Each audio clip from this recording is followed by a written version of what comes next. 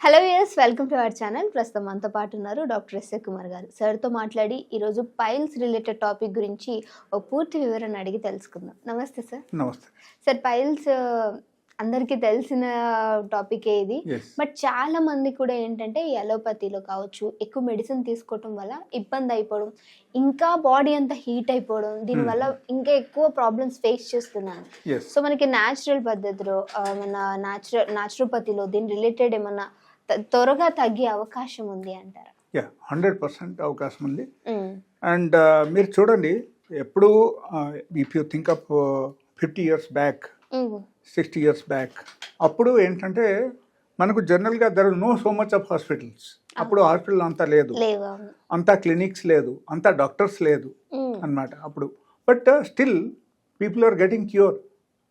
ప్రతి ఒక్క దానికి వాళ్ళ ఏదో ఒకటి న్యాచురల్గా వాడేసి వాళ్ళకి క్యూర్ అయ్యేవాళ్ళు. ఓకేనా? బట్ ఇప్పుడు ఓకే, మోడర్న్ సైన్స్ డెవలప్ అయిన తర్వాత అగైన్ రకరకాల మెథడ్స్ అన్నీ వచ్చాయి కాబట్టి people are accustomed to that and అదే చేస్తున్నారు. బట్ ఇలా కాదు, యాక్చువల్గా న్యాచురల్ పద్ధతిలో పైల్స్కి పర్మనెంట్ క్యూర్ ఉంది. ఓకే, బట్ ఒకరు పాటించే వాళ్ళు ఉండాలి, పాటించుకోకపోతే కష్టం. బట్ ఫస్ట్ మనకు తెలుసుకోవాల్సిన విషయం ఏంటంటే పైల్స్ మనకు ఎందుకు డెవలప్ అవుతుంది, that is very very important. ఈ పైల్స్ డెవలప్ అవడానికి అక్కడ అతి ముఖ్యమైన కారణం ఏంటంటే కాన్స్టిపేషన్. ఒక మనిషికి కాన్స్టిపేషన్ రాకూడదు, అది ఏదో ఒక విధానంగా అయినా. సపోజ్ కొంతమంది ఏం చేస్తున్నారంటే, if they have very tight schedule, they are sitting in the system, వాళ్ళకు మోషన్స్ సెన్సెస్ అని ఉన్నా సరే కూడా వాళ్ళు వెళ్ళరు అన్నమాట. సో సప్రెస్ చేస్తారు, సప్రెస్ చేసి పని అయిపోయిన తర్వాత ఇంకో గంట ఆగుతాంలే అని ఆలోచిస్తారు. So that is also type of constipation. Yes, ఆ తర్వాత ఏమవుతుందంటే వాళ్ళకు సెన్సేషన్ ఉండదు, వాళ్ళు వెళ్ళి కూర్చుంటారు. అప్పుడు ఏమవుతుందంటే స్టూల్ బయటికి రాదు, అప్పుడు కష్టం. దెన్ అగైన్ ద షెడ్యూల్ అక్కడ మారిపోతాయి.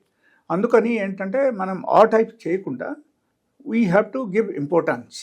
డైలీ బేసిస్లో కనీసం ఒకరు 3 పూటలు తింటున్నారు అంటే వాళ్ళకు 2 times అయినా ఫ్రీ మోషన్స్ రావాలి. Okay, free motions in the sense ఒకరు వెళ్ళి బాత్రూంలో కూర్చుంటే ఇమీడియట్గా వచ్చేయాలి. Okay, that is called free motions. ఆ ఫ్రీ మోషన్స్ రావడానికి అతి ముఖ్యమైన రీజన్ ఏంటంటే lack of water intake, that is one. Second thing, చాలాసారి కొంతమంది ఏం చేస్తారంటే లైక్ హెడేక్ వచ్చింది, ఒక టాబ్లెట్ తీసుకొచ్చి వాడతారు. కొంచెం మనకు ఫీవరిష్నెస్ అనిపించింది, టాబ్లెట్స్. ఓకే, అండ్ ఈ టైప్ అన్ని రకాల మెడికేషన్స్ అన్ని వాడుతూ ఉంటారు, నార్మల్ మోడర్న్ మెడిసిన్స్. సో దానివల్ల కూడా మనకు కాన్స్టిపేషన్ రావడం అవకాశం ఉంది. ఎలా అవకాశం ఉంది అంటే ఆ టైప్ కెమికలైజ్డ్ మెడిసిన్ మనం వాడితే మనకు గట్ లైనింగ్స్ పాడవడం అవకాశం ఉంది. సో గట్ లైనింగ్స్ పాడైతే అప్పుడు ఏమవుతుందంటే వాళ్ళకు కాన్స్టిపేషన్ ఖచ్చితంగా వస్తాయి అక్కడ. ఓకే, ఫుడ్ అబ్జర్ప్షన్స్ సరిగా ఉండవు అండ్ ఇంటెస్టైన్ సరిగా పనిచేయరు. ఆ టైంలో 100 to 100% అక్కడ కాన్స్టిపేషన్ ఉంటుంది. అండ్ ఈ constipation continuously if it is staying for very long time, చాలా రోజు వరకు ఉంటే, so that will leads to the piles or fistula or maybe features. ఈ 3 నుంచి ఏదో ఒకటి వాళ్ళకు డెవలప్ అవడం అవకాశం ఉంది అన్నమాట. సో కాన్స్టిపేషన్ మనకు రాకూడదు, మనం అది చూసుకోవాలి. అండ్ అనదర్ రీజన్ లైక్ కొంతమంది ఏం చేస్తారంటే they are accustomed with the normal food, starchy food and maybe 3 times rice తినేవాళ్ళు కూడా ఉంటారు.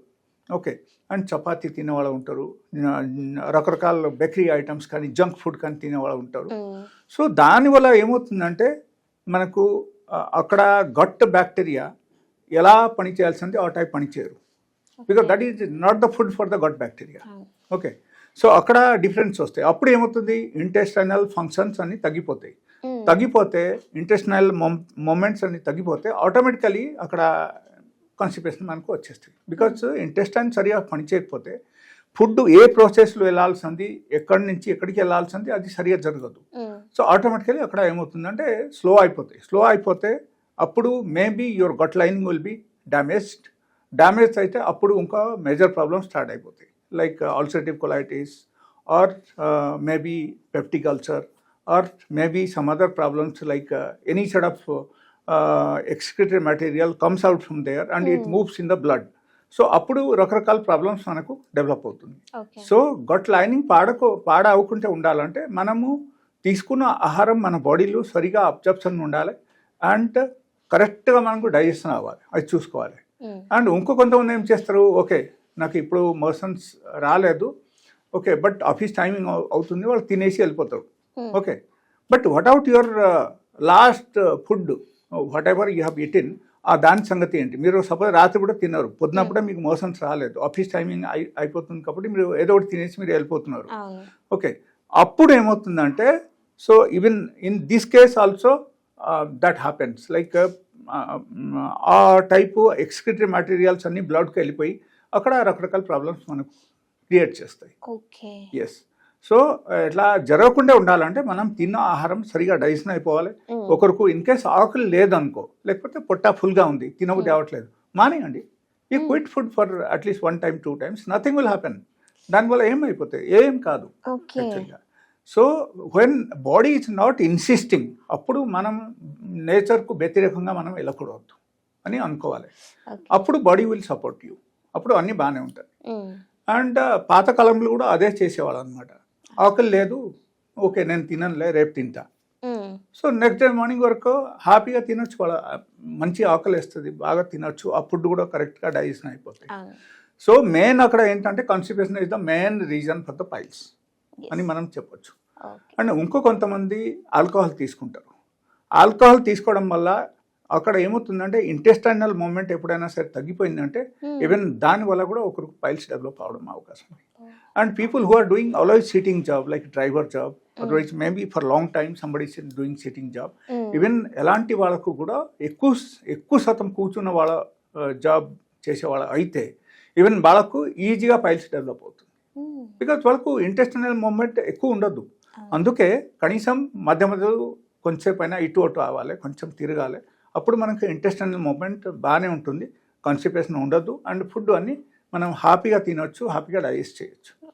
ఓకే అండ్ దీనిలో ఓకే ఒకరికి డెవలప్ అయిపోయింది పైల్స్, అప్పుడు ఏంటి సంగతి?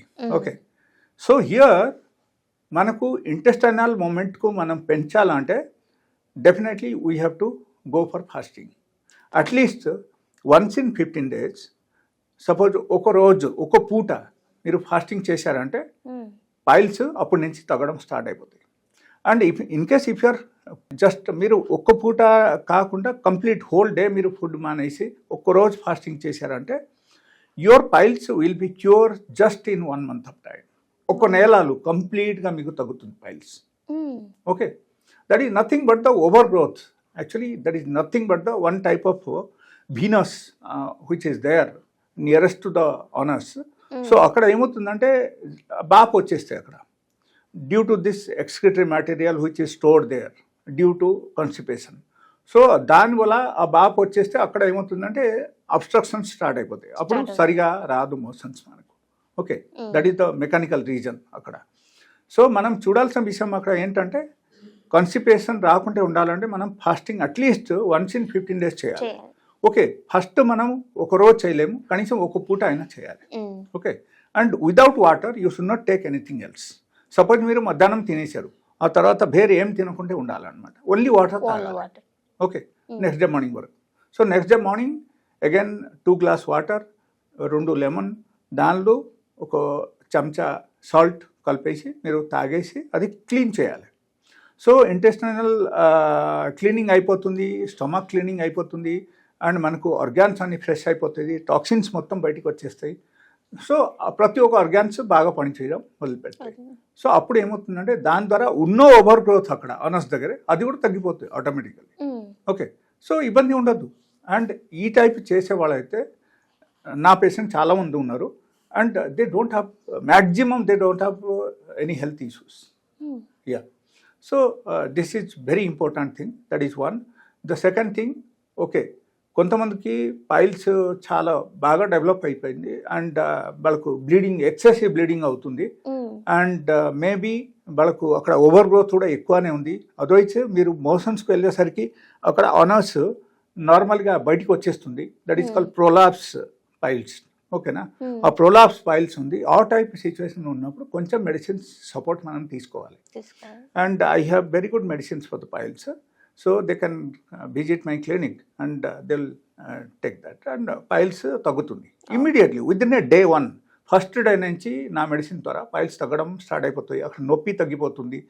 అండ్ దానిలో ఉన్న పెయిన్స్ కానీ బర్నింగ్ సెన్సేషన్ కానీ mainly I have seen many of the patients వాళ్ళ మోషన్స్కి వెళ్ళి వచ్చిన తర్వాత గంటా సేపు 2 గంటల వరకు వాళ్ళకు పెయిన్ ఉంటుంది, నొప్పి ఉంటుంది. That is burning sensation and cutting pain, pinching pain, ఆ టైప్ పెయిన్స్ ఉంటాయి. So that is different types of pains ఉంటాయి. సో దాన్ని బట్టి సిమ్టమ్స్కు బేస్ చేసి మేము some medicines I'm giving. So వాళ్ళకు immediate from the day 1 it will be control. Okay, and వాళ్ళ బాగానే ఉంటుంది.